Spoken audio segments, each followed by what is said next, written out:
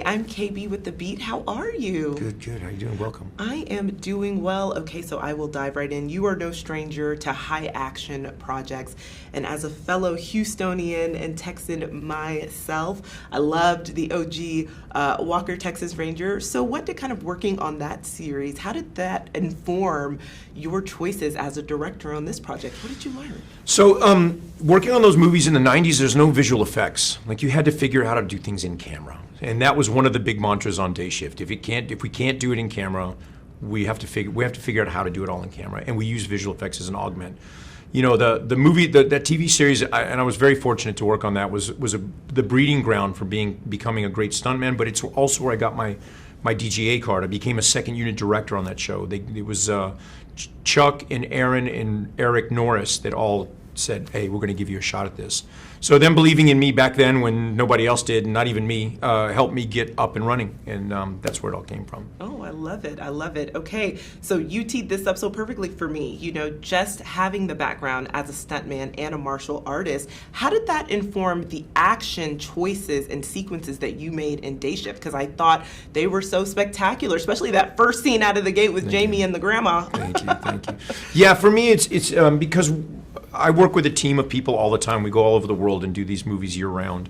So our whole approach to it was, let's not do anything that we've done already. Let's try and do things different.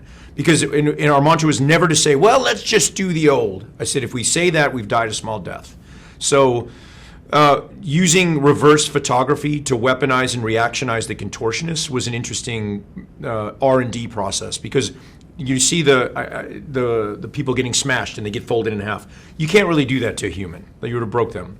But what we did was we put them at their 2 and then shot it in reverse and pulled them out into their 1 with a wire with a magical frame rate that I would sell to the highest bidder if they don't want to do their R&D themselves. Was the magic bullet for that. And we really invested heavy on the vampire movement.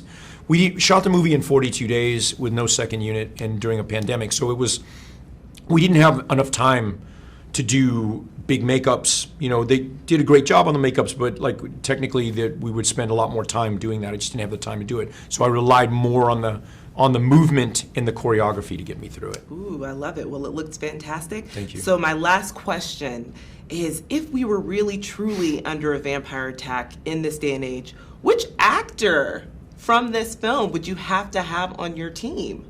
Jamie Foxx. And if Blade showed up, Jamie'd collect his teeth. Ooh, for sure. There you go. I Don't love send that. Blade over here. I love it. There I you go. love it. Well, thank you so much for chatting with The Beat. Really appreciate it. Thank you so much, too. Thank you. Right on.